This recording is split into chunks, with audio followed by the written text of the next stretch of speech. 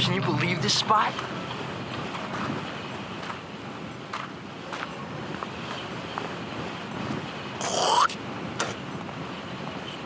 You serious? You miss your Ollie and we'll be sending you back to Jersey in a coffee can. Todd said he wanted something big. This is it. If you were to ask me what my favorite video game is, I would have to go with Tony Hawk's Underground. Music power. It's my favorite for a lot of reasons. I'm definitely nostalgic about the game. I played it for hours and hours when I was younger. And I do also think it has the best gameplay of any game in the Tony Hawk's franchise. The first and third games get all the attention, but Underground is the package where you've got all the nice gameplay advancements without all the superfluous stuff that they started throwing into the later games. But the biggest reason I love this game is its story. When I think back on this game, I think of a really great narrative experience, which is kind of weird because this game was not recognized for its story when it first came out. I looked up some old reviews of the game, and they're all at least a little bit critical of the game's story mode. Jeff Gersman, when he was still at GameSpot, said that the story isn't written particularly well, and that most of the game's goals don't tie into the story at all. Douglas C. Perry's review in IGN calls the mode a kick, albeit relatively lightweight in nature. And Tom Bramwell from Eurogamer called the story a hackneyed narrative strand. Hackneyed?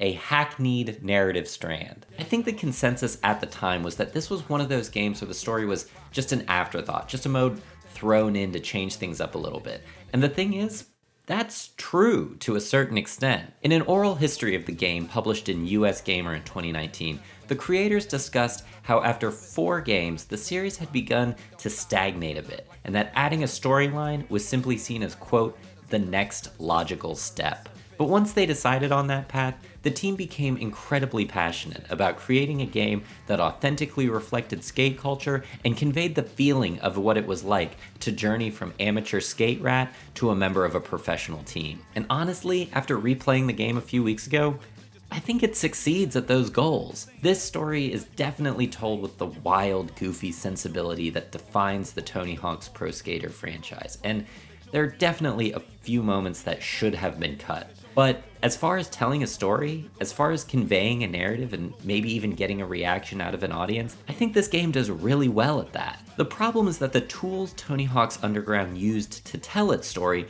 weren't new or innovative when it came out, and they aren't subtle either. So it's easy to see the seams that join the story and the gameplay together, which can kind of make you go, okay, there's the story, I'm gonna ignore that. But if you don't ignore the story, even if you just follow it passively, there's a good chance that it will resonate with you, or at least entertain you. Just look at this piece published in Polygon in 2020 by Xalavier Nelson Jr., who says that even though he's not a skateboarding enthusiast and he doesn't finish many games, he still played through every level in Tony Hawk's Underground because he felt driven to hurt the game's antagonist back. Similarly, in that same oral history from 2019, the game's creators point to comments posted on YouTube videos of the cutscenes from the game, where fans talk about how much they liked the story and how this game has stuck with them. And they're right.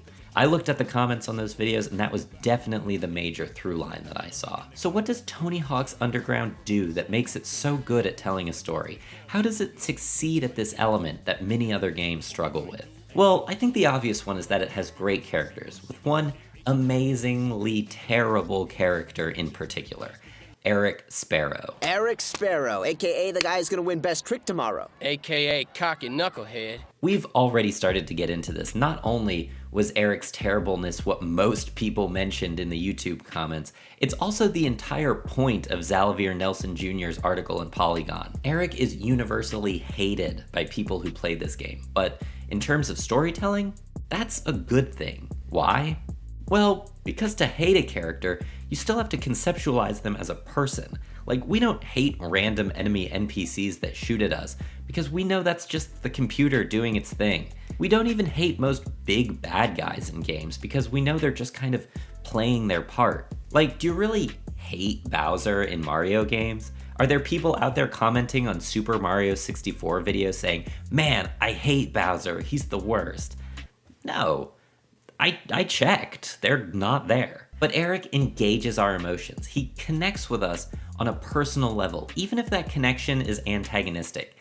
And that deep personal connection to a character is rare in every medium, not just in video games. Another thing you don't get in a lot of video games, and other things, is great pacing, and Tony Hawk's Underground has fantastic pacing. Video games are unique from other forms of art in that you can get stuck on them. Like, you might have to reread a page in a novel a couple times to figure out what the author is trying to say, but that's very different than dying repeatedly in a certain place and having to go back and slog through that area again and again and again. Tony Hawk's Underground is one of the few games that I can recall that seems to want to help prevent that from happening. And it does that with how it structures its chapters. So the game is divided into 27 chapters, and each of those chapters usually features 5 or 6 regular missions and one final mission that caps off the chapter. But here's the thing, you don't need to complete all the regular missions to unlock that final mission. You normally only need to complete 4 of the 5 missions or 5 of the 6 missions, etc. And that helps immensely with the flow of the game. If there's one mission giving you trouble that you're stuck on, you don't have to bang your head against it until you complete it. You can just skip it, do the other mission, and keep the story rolling. Now, you can't do that all the time, and if you do get stuck on one of those final missions, you will have to bang your head against that until you beat it. But even just being able to skip one mission that's giving you trouble really helps keep things moving, so you don't forget where you've been or feel like it's taking too long to get where you're going. But pacing isn't the only thing these chapters provide. They also give the game proper narrative structure. There are a lot of different ways to structure stories, but almost all of them center around the basic 3-act beginning, middle, end structure. In the beginning, you learn about the characters and the situation they're in. In the middle, things happen that change the character's situation and motivate them to do things. And then, in the end, everything they do gets resolved. If you look closely, that's basically what happens in every chapter of Tony Hawk's Underground. You start out in a new situation, you work toward goals based on the scenario established in that setup, and then you accomplish your goals and wrap everything up in the end. This is exactly how a good TV series would structure things. Each episode would have its own beginning, middle, and end, and then the series as a whole has a beginning, middle, end. This is one of those concepts that occasionally gets some pushback from people who think, well, doesn't that just make things formulaic? But the structure is really just a tool to make a story seem familiar and satisfying to an audience, and that's how it works here. Another thing that's very satisfying in a video game is when everything is harmonious, everything fits together.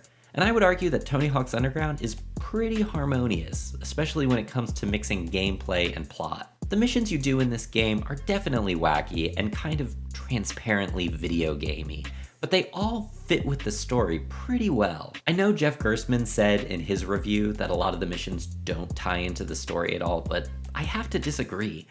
He mentions the missions where you have to fetch donuts or Lays as examples of missions that don't have anything to do with the plot. Many of the game's goals really don't have anything to do with the story. You'll be, collecting Lays in Hawaii or donuts in Tampa. There are a lot of different goals that really just kind of get you one step closer to the next story checkpoint. But I think those missions actually tie to the plot pretty well. Remember, as we learned in the oral history, the creators of this game wanted to make something that reflected all the things professional skateboarders had to do on their rise to fame. I would guess that not all of those things are strictly skateboarding related. I think the donut mission and the Lays mission are actually pretty good ways of representing the banal things that skateboarders had to do that weren't related to skating. I'll concede that the justifications for missions are often kind of just shoehorned in there, but they're still consistent with the plot in a basic, simple way. And that brings me to my last point. Remember at the beginning of the video when I said the storytelling tools Tony Hawk's Underground uses weren't innovative and weren't subtle?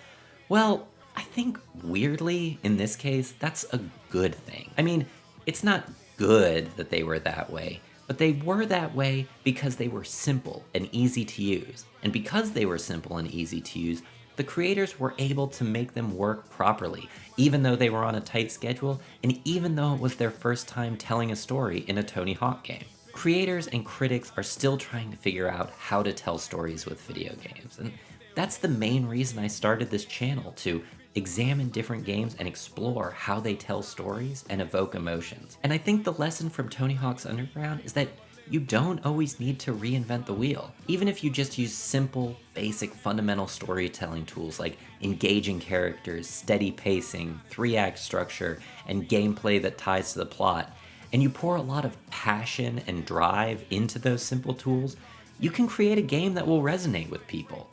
You can create a game that fans will remember fondly almost 2 decades later.